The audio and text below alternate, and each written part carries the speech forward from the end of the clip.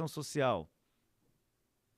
Bom, é notório, claro que houve uma influência muito grande, o isolamento trouxe à tona uma ansiedade que já existia, de uma forma geral, na população, que faz o Brasil ser o país mais ansioso do mundo, e isso potencializou de uma forma, eu vou colocar aqui minha prática no consultório, o aumento dos casos de ansiedade foi uma coisa assim enorme, exagerada, principalmente dois extremos que eu percebi aonde essa ansiedade ela foi mais exacerbada. Houve um aumento muito grande no número de adolescentes procurando o consultório e os idosos. Eram dois nichos que eu não tinha tanta prática, mas devido à pandemia, devido ao isolamento, são dois nichos que realmente sofreram muito. Os adolescentes, principalmente o da faixa, né, de 14 a 16 anos, está no ensino médio, que é aquela faixa etária que você começa a socializar, fazer os seus grupos nas escolas, conhecer pessoas, começa a namorar, e ir para as festinhas, e eles ficaram praticamente 2 anos, quase 2 anos, sem fazer isso, e isso trouxe ansiedade muito grande, casos graves de ansiedade, misturado com sintomas depressivos.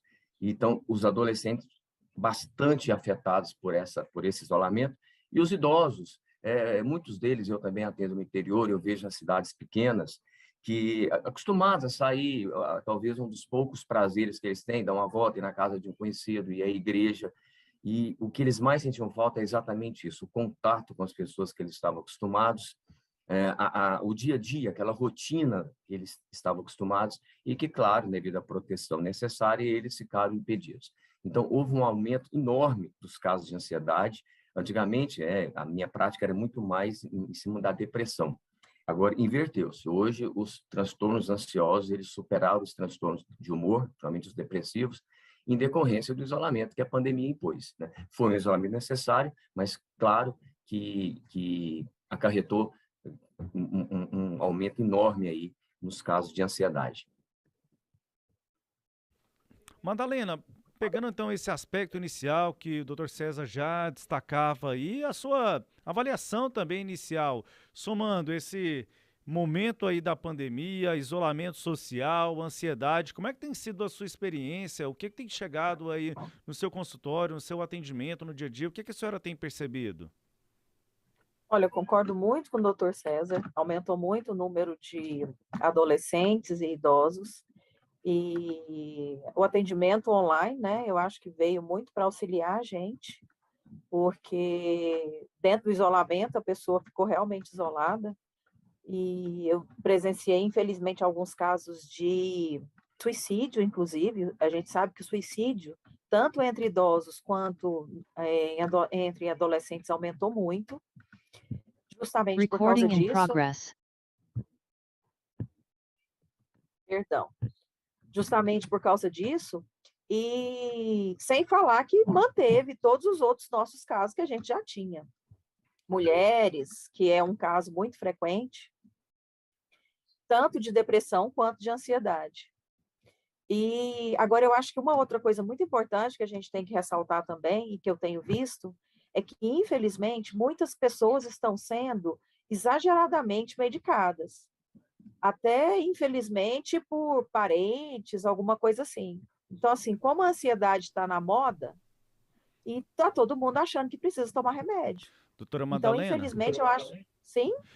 Me perdoe, até um complemento, eu acho que uma análise, a gente já tem problemas, assim, claro, com situações mais simples, com a tal da automedicação, não é? A pessoa, ela tenta se suprir, e aí me chama muito, e daí a minha intervenção na sua análise, então a gente passa para essa tentativa de automedicação, né, para aí no ambiente mais de saúde mental? Pois é, e é muito complicado, porque, assim, nesse caso, a gente precisaria, tá aí o doutor César, que pode me confirmar, a gente precisaria de prescrição, porque é uma medicação muito séria, que acarreta consequências. E as pessoas estão se automedicando, e aí tem um parente na família que é médico, e aí consegue uma receita, ou às vezes, infelizmente, ainda consegue a medicação clandestina pela internet. Então, às vezes, eu tenho casos no consultório da pessoa que chega e fala assim, já aconteceu isso, da pessoa falar assim, meu psiquiatra me passou a mato, mas a minha vizinha toma esse citalopram e é melhor para ela, eu vou tomar esse citalopram.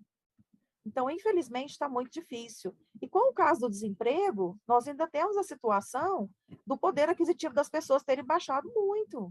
Então, até para você procurar o médico está difícil, para você manter o seu tratamento psicológico está difícil, porque o governo não te dá esse respaldo.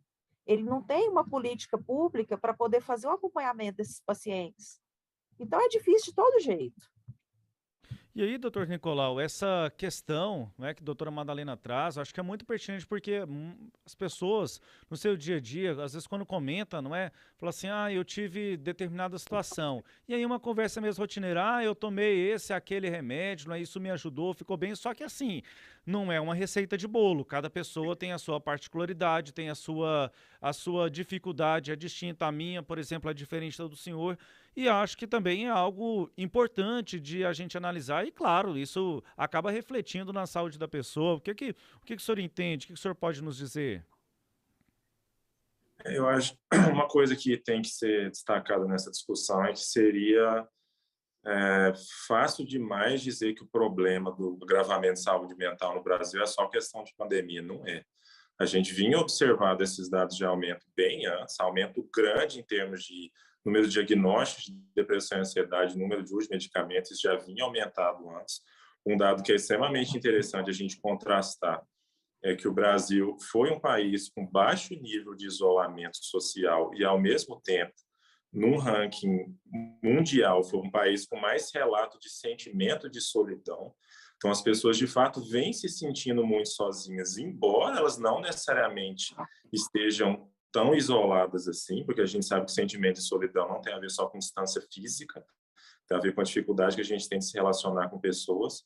Eu acho que quando a gente olha para esse aumento de medicação, aumento de incidência de transtorno e aumento, sobretudo, da automedicação, o que eu acho que isso revela para a gente é uma imaturidade emocional das pessoas, que elas não estão sabendo lidar com sentimentos difíceis, não estão sabendo lidar com angústias, não estão sabendo interpretar as emoções negativas dela, e o que a gente tem feito é buscar formas de vamos dizer assim, não só de forma medicamentosa, mas se dopar, de ficar buscando coisas que vão, de alguma forma, apagar nossos sentimentos. Seja o remédio, seja o álcool, seja o uso absurdamente excessivo de celular, que a gente fica o dia inteiro passando na tela para tentar ver alguma coisa para fazer a gente desligar dos nossos próprios pensamentos e sentimentos. Então, eu vejo mais a coisa por um lado comportamental também. A forma como a gente está lidando com as nossas emoções não está ajudando para fazer que a gente lide com ansiedade e depressão. Doutor Nicolau, mas esse aspecto, quando a gente pensa, por exemplo, as redes sociais que o senhor utilizou, a gente tem, e aí, para vários aspectos da vida, um acirramento, né? E trazendo para um aspecto mais geral de população, por exemplo, esse ano a gente tem eleição, e a gente vê um acirramento das pessoas. E aí, quando a gente vê esse acirramento, as pessoas, muitas, não estão dispostas a dialogar. Mesmo no ambiente virtual, no ambiente ou propriamente pessoal, mas aí se tratando de um ambiente pessoal, virtual, perdão, aí as pessoas elas querem conversar não com o diferente, não no sentido da tolerância, né, de uma pluralidade, mas apenas reforçar um pensamento que ela já tinha sobre determinada convicção. E aí, com isso, ela acaba excluindo, não é, os outros. Um exemplo hipotético aqui, o José pensa diferente de mim, né? Então vou lá e excluo o José. Essa falta de tolerância entre as pessoas, esse acirramento em muitos aspectos da sociedade que acabam invertendo para a individualidade. Esse também é outro aspecto que está aí neste contexto? Ele eu acho que de várias formas. Primeiro porque o fato de você passar o dia inteiro consumindo informações e você não se dá o tempo a processar essas informações que você está consumindo, o que acontece não é que a gente está com intolerância a quem pensa diferente da gente. O que acontece é que a gente está pensando pouco. A gente está reproduzindo as coisas que estão chegando na gente e na hora que chega alguma coisa diferente, não é que a gente não consegue dialogar, a gente não consegue olhar para uma informação com a qual a gente não está acostumado e processar ela. Eu acho que quando você olha o que você fala de acirramento, que são brigas, as pessoas estão se exaltando mais, estão se movimentando mais emocionalmente diante disso, isso para mim revela também um pouco de maturidade emocional. Porque a pessoa está do meu lado, ela pensa diferente de mim, e aí, como é que eu vou lidar com isso? Esse é o tipo de questão que a gente precisa responder para saber lidar com o que a gente chama de ansiedade e depressão, né? Só que a gente não está sabendo lidar com isso. A gente age de forma impulsiva, de forma agressiva, de forma que eu poderia chamar até de infantil. Então, eu acho que as nossas relações, elas acabam ficando muito prejudicadas por causa disso, e é por isso que as pessoas têm sentido são tão sozinhas. Não é só por causa do distanciamento, até porque a gente está saindo da pandemia, agora as pessoas estão retomando o contato e não está havendo uma super melhora mágica da incidência de transtornos mentais, as pessoas continuam mal, porque apesar da gente estar perto das pessoas, a gente não está sabendo se relacionar. Doutor César, tem saída para isso ou há saídas para contornar esse quadro? Claro, o ser humano procurar se conhecer melhor. As palavras do Nicolau eu achei assim, fantásticas em relação a tudo isso. Intolerância, que não é só intolerância, eu acho que é um pouco até de egoísmo da pessoa, ela não se expor e ela ficar ali acostumada com o seu mundinho. Eu acho que a pandemia trouxe muito isso, acostumou com o isolamento e agora que as pessoas estão se reencontrando, a posição pessoal ela tornou-se muito mais importante. E aí as pessoas não estão abertas ao debate. Claro que acontece isso, mas eu quero tocar dois pontos aqui em relação às redes sociais, aos embates que estão ocorrendo. Muitas pessoas, elas querem, assim, não é medo de entrar no debate, é de ouvir o diferente, é de impor uma opinião. Eu acho isso totalmente desagradável em grupos. Eu falo a minha opinião e pronto, eu não estou aberto a ouvir a opinião do outro.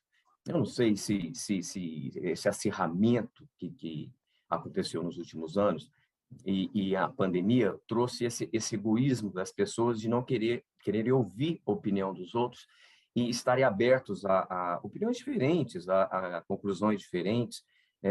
Essa chuva de informações que chega e a pessoa ela não tem o interesse em filtrar e absorver aquilo que é o interessante, que é o mais importante. Não, ela tem a opinião dela e acabou. E tem muita informação por aí e chega de forma que a pessoa não busca saber o que está acontecendo realmente, impõe a opinião dela e pronto, sou fechado e ninguém muda a minha cabeça e assim vai. Ninguém tem que mudar a cabeça de ninguém, a opinião ela é própria, mas a imposição da opinião é que eu acho uma coisa totalmente desagradável. Eu quero voltar no assunto aqui que eu achei importantíssimo, que a Madalena tocou, a questão da automedicação.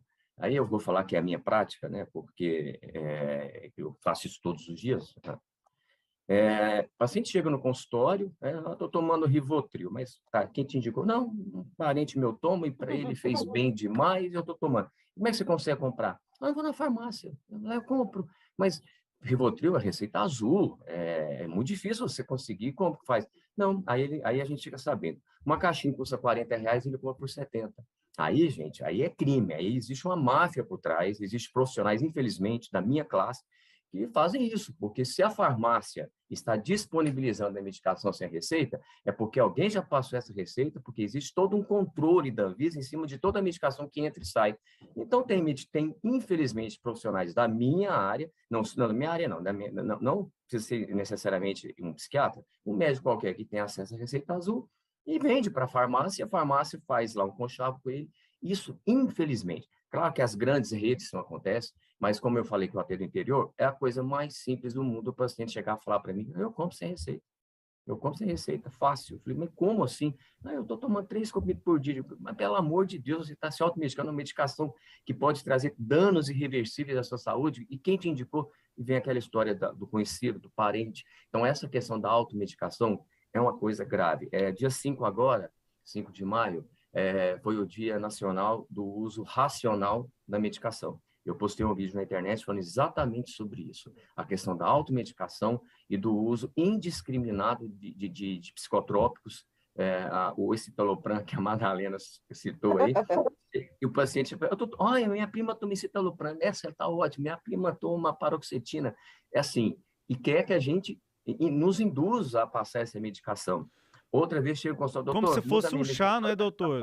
Como se fosse um chá mesmo, não é? Ó, toma aqui que vai dar tudo certo, não é? Não, virou uma coisa, eu vou falar para você, um caminho quase que sem volta. Se não for tomada uma medida urgente, a população está se automedicando de uma forma tão errada. E são medicações que o uso incorreto traz danos graves à pessoa. Não, tem prejuízo. pais medicando crianças. Eu fiquei muito preocupado com isso. Que eu sou especialista em criança, casal e família. Às vezes o pai chega e fala assim, não, mas é só umas gotinhas. Acho que é Daforim, sabe? Tá dando Daforim em gotas para uma criança de 6 anos.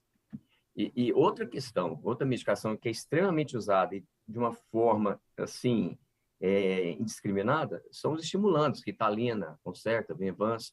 O pessoal do ensino médio, para estudar para cursinho, eles tomam, simplesmente para ter mais foco. Não tem nenhum indício de TDAH, e tome Ritalina. E aí vende dentro das escolas, gente. Eu trabalho num grande colégio aqui em Goiânia, eu sou professor há 30 anos, então eu lido com adolescente há mais de 30 anos. Eles vendem um comprimido de Ritalina a R$10 dentro da escola. Olha a máfia. E é uma, Gente, isso é uma perigoso demais. grande escola, entendeu? Vendem um comprimido de Ritalina a R$10. Ele vai pagar R$2 uma receita, e a Ritalina é a receita amarela, é uma receita mais difícil ainda de adquirir. Aí ele compra a caixinha e vende para os colegas. Vocês terem noção da gravidade que é o assunto. Ô, doutor César, aproveitando aqui, o senhor falou duas coisas, antes de passar para a doutora Madalena, fala pra gente que lugar que a gente pode ver esse vídeo que o senhor postou. Tá. Ele está na página da NEP Neuro, é um instituto aqui em Goiânia de pós-graduação em psicologia, tem outras áreas, e na página NEP Neuro no Instagram está o vídeo lá, e eu vou descer hoje, que eu deixei primeiro 2 dias lá na página NEP Neuro, e agora eu vou descer para o meu Instagram, que é César Roriz. Então, daqui a pouco já está lá. Agora, da NEP Neuro já está o vídeo, e daqui a pouco, assim, quando acabar aqui, já está no meu Instagram. Ah, então tá certo. A gente já César deixa Roriz. a dica aqui, @César Roriz, o perfil do senhor, é isso, né? Então tá bom. Isso, então, @César Roriz. @César Roriz, já deixando aqui Aí, a César dica para Roriz, você. com um R só, César Roriz emendado. Agora, se colocar César Roriz, também acha lá no Instagram. Então tá certo. A gente já aproveita aqui, doutor, deixando a dica então. E me perdoe aqui, mas até peço desculpa aqui aos demais participantes. Só para estender mais um detalhe aqui com o doutor César, o senhor falou a respeito da denúncia. Eu sei que até sai um pouco do nosso debate aqui, mas quem está ouvindo, eu quero denunciar, eu quero ajudar nesse processo de fiscalização. Como é que a gente pode fazer? Olha, isso, assim, o órgão responsável, né, em fiscalizar é a Anvisa, né? Então, toda e qualquer denúncia tem que ser feita frente à Anvisa. Ou também no Conselho Regional de Farmácia, que também é um órgão responsável, porque já que a venda é feita diretamente nas farmácias, então estão os conselhos, né, regionais de farmácia, e a Anvisa também podem receber essas denúncias. Doutora Madalena, a senhora falou, eu fiquei pensando nisso, né? Até pensei alto aqui e acabei falando. Meu Deus do céu, assim, eu fiquei pensando, o pai dá para criança um medicamento desse, aí o doutor César pega e fala que na escola vende. Vem cá, me explica uma questão, como é que isso pode refletir na saúde, quais são as consequências que isso pode trazer para a saúde, né, de uma criança e adolescente? Nossa, isso é seríssimo, porque você imagina, esses medicamentos, eles já têm consequências quando eles são prescritos, porque são medicamentos fortíssimos e é justamente por isso que eles são controlados. Agora, você imagina uma criança e um adolescente tomando uma medicação que eles não necessitam. Por isso que eu sempre falo para poder procurar, primeiro, um psicólogo para fazer uma avaliação e ver até quando que essa criança realmente precisa ser medicada. Porque, às vezes, existem casos que precisa. Eu acho que, assim, em último caso, eu procuro preservar a criança o máximo possível, mas tem situações em que a criança precisa de medicação. Mas, às vezes, o problema nem é com a criança, é com os pais. Muitas vezes a criança vem para a terapia e eu constato que o problema é com os pais. Então, a gente faz um tratamento com as crianças, mas traz os pais para a terapia. É o comportamento dos pais que está gerando uma ansiedade, um desconforto ou qualquer coisa nas crianças.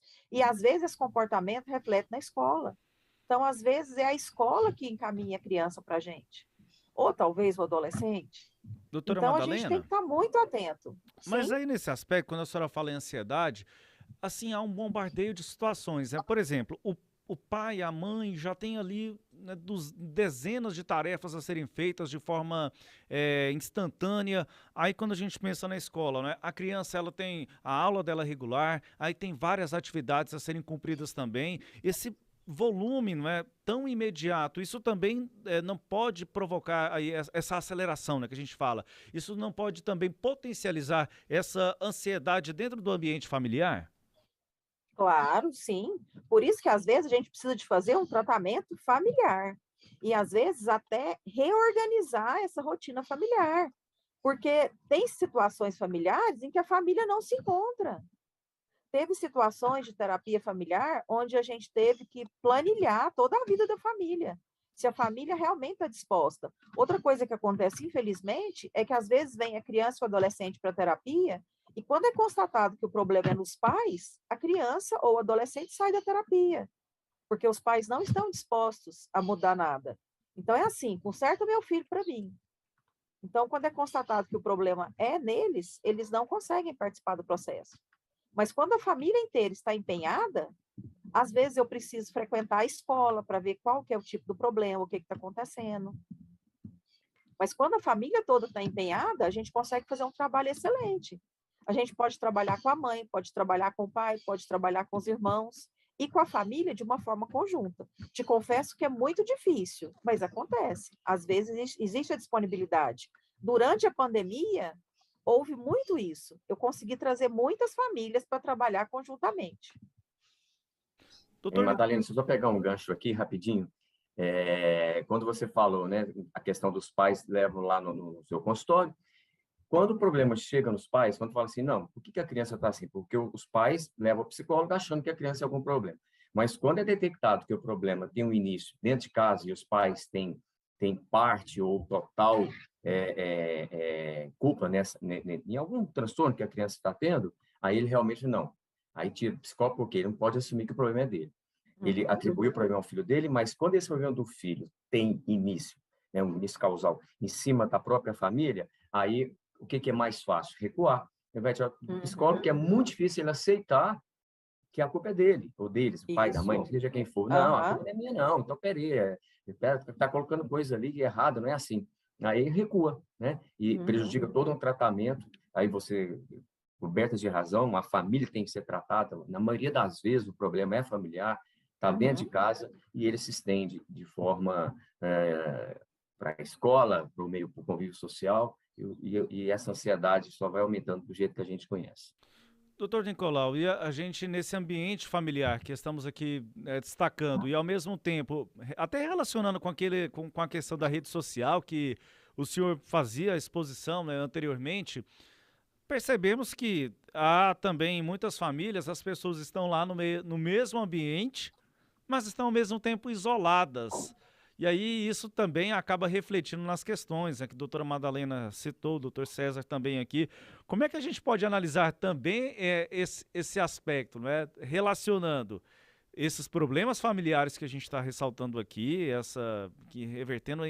resultando na ansiedade, mas ao mesmo tempo correlacionando aí com a rede social e esse isolamento dentro de uma mesma casa? É uma coisa que eu pensei agora, escutando os colegas, é que acontece muito com criança, mas em algum grau com adulto também. Às vezes a gente fala assim, o problema não é da criança, o problema é dos pais, mas às vezes o que a gente descobre é que não tem um problema. Às vezes os pais acham que a criança está com um problema simplesmente pelo fato de que ela está demandando atenção. Então, às vezes os pais abandonam a criança em casa e deixam ela num canto, sei lá, com videogame, com celular, com a televisão dela.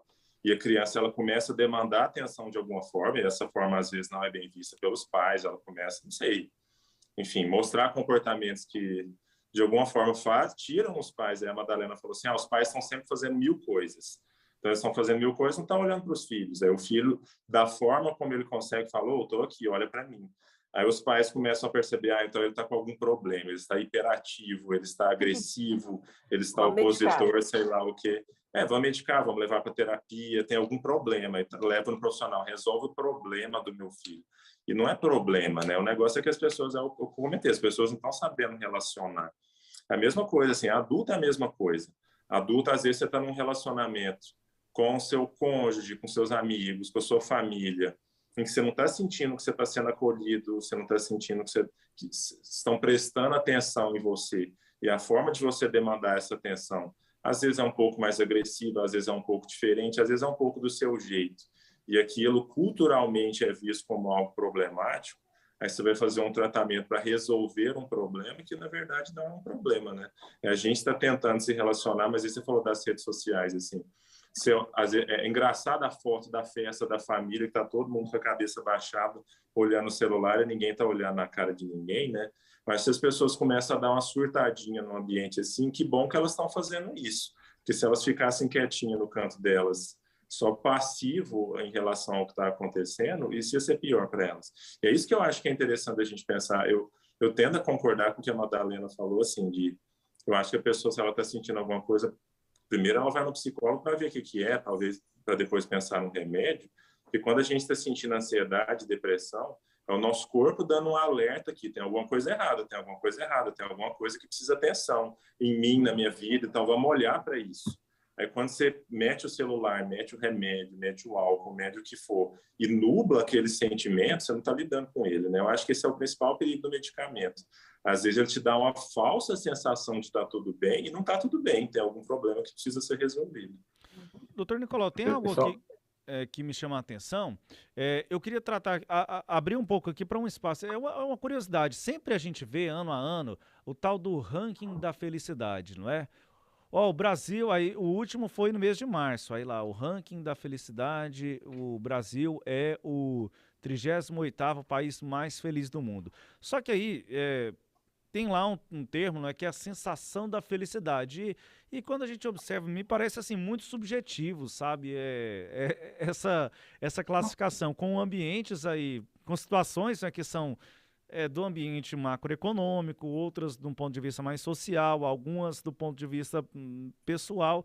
E aí, por que eu estou trazendo isso? Porque eu acho que essa questão da felicidade, ela também pode estar relacionada com a própria ansiedade, não é? E também os fatores que já discutimos aqui. Doutor Nicolau, como é que a gente pode analisar essa questão assim que volta a ressaltar, pelo menos na minha visão, parece muito subjetivo daquilo que é felicidade? Como é que a gente pode relacionar a felicidade com a ansiedade? Olha, eu acho que a relação é muito direta. E você falou assim, parece muito subjetivo, tem que ser. Porque, de fato, não existe um parâmetro muito concreto que você pode olhar na vida da pessoa e falar assim, essa pessoa é feliz. Tanto que é extremamente comum pessoas depressivas terem um relato assim, eu deveria estar feliz, mas eu estou depressivo. E por que ela fala isso? Porque ela está olhando para esses parâmetros concretos. Às vezes ela tem dinheiro, tem uma família do lado dela e fala assim, era para eu estar feliz, mas eu não estou. Só que eu acho que felicidade tem muito a ver com você olha para onde você está na sua vida nesse momento, olha para onde você gostaria de estar e olha qual que é o abismo entre isso. Se esse abismo é grande, você não vai estar feliz. E por que isso tem a ver com ansiedade? Porque a gente está vivendo um momento cultural em que muita coisa é cobrada da gente, tem muita expectativa sobre a gente, as redes sociais fortalecem isso, a gente passa o tempo inteiro acompanhando a vida de pessoas que mostram ter uma vida perfeita, muito dinheiro, muita viagem, muito amigo, muito bonito, exercício, dieta, fala várias línguas, e a gente começa a visualizar um ideal que é totalmente mentiroso e falso, e a gente acha que a gente precisa ter aquilo. E quando a gente percebe que a gente não tem, a gente fica ansioso, porque a ansiedade é a sensação de não estar dando conta, então as pessoas ansiosas, eu não dou conta, mas ela não dá conta porque ela está se propondo a fazer demais, ela está se propondo a fazer algo que é impossível e irreal, e ela vai se sentir infeliz, porque ela vai comparar o que ela vive e ela vai falar assim, não, parece que é pouco. Eu tenho minha família aqui, eu tenho minha rotina, eu tenho meu trabalho, eu tenho meu lazer, eu não consigo desfrutar disso porque eu estou sempre focado naquilo que me falta. Certamente tem muito a ver com isso também. Gente, o nosso tempo aqui ele está se esgotando, né? O debate está muito produtivo. Eu acho que, né, quem está acompanhando aqui a gente deve estar aprendendo bastante também. Mas eu quero passar aqui para as considerações finais, para a gente encerrar o debate. Doutor César, começo aqui pelo senhor, suas considerações finais. E desde já também quero agradecer aqui a sua participação nesse debate. Muito obrigado, viu? Eu que agradeço a oportunidade. Foi um momento muito importante ouvir a Madalena, ouvir o Nicolau. A gente vai aprendendo cada vez mais com os parceiros, com os colegas.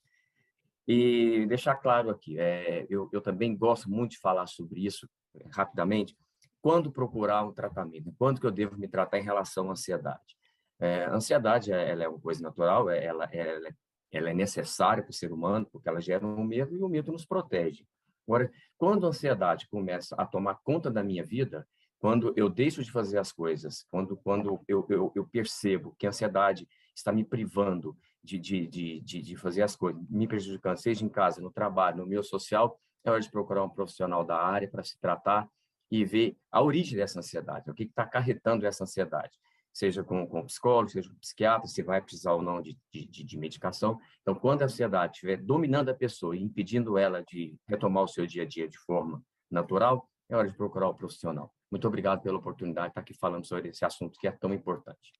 Nós que agradecemos. Doutora Madalena, muito obrigado também pela sua participação aqui no nosso debate. As suas considerações finais? Eu também agradeço a oportunidade de estar aqui falando sobre um assunto tão importante. E aí concordo muito com o doutor César, aprendi muito com os colegas também, mas nessa fala final, justamente isso, para a gente procurar sempre o equilíbrio. E, na dúvida, procure um profissional responsável e muito cuidado com medicação, como nós estamos falando aqui. E tentar sempre da forma mais natural possível, porque eu sempre falo que o de menos e o de mais nos atrapalham. Então, tentar realmente equilibrar, porque como ele falou anteriormente, a ansiedade ela é necessária na nossa vida. Assim como a tristeza, que a gente relaciona à depressão. Mas tudo tem que ser com equilíbrio. A partir do momento que começa a nos impedir de viver a vida, é problema e é necessário a gente procurar tratamento. Nossos agradecimentos, doutora Madalena, novamente, e também aqui agradecendo ao senhor, doutor em psicologia, Nicolau, muito obrigado pela sua participação, agregando aqui bastante neste debate. As suas considerações finais também? Eu queria pegar esse momento final. Acho que a nossa fala acabou sendo uma fala assim, muito negativa, né? Que a gente falou muito do problema e pouco da solução. Assim, solução, em parte, é busca e tratamento, com certeza, né? Mas não só isso. Assim, eu queria deixar uma ideiazinha final para a gente refletir sobre isso, que eu acho que tanto a ansiedade quanto a depressão tem a ver com a gente estar se propondo a fazer coisas demais e não fazer nada bem feito. Isso em termos de metas de vida, em termos de relações, a gente se relaciona com pessoa demais e não dá atenção para ninguém. Então, acho que a pessoa que ela sofre de ansiedade e depressão, se ela quer fazer uma mudança imediata na vida para se sentir melhor, a recomendação que eu daria é: faça uma lista daquilo que você tem priorizado, daquilo que você está buscando, corte essa lista na metade, menos atividades, menos metas, menos pessoas, menos coisa enchendo sua rotina, e pegue essas coisas que sobrarem e faça elas com mais qualidade, viva relações de mais qualidade, viva suas atividades com mais qualidade, mais atenção. Acho que quem dá conta de fazer isso, certamente vai ser uma pessoa com saúde mental melhor. Dito isso, agradeço muito o convite, gostei muito de estar aqui, agradeço muito também as considerações dos colegas, também aprendi muito. E dessa forma, então, encerramos aqui o nosso debate, agradecemos novamente aos participantes, espero que tenhamos novas oportunidades para aprofundar neste também em outros assuntos. Esta edição do Debate Super Sábado pode ser acompanhada na programação aqui da Rádio Sagres e a sua íntegra no nosso portal, o sagresonline.com.br. Em nosso site você também confere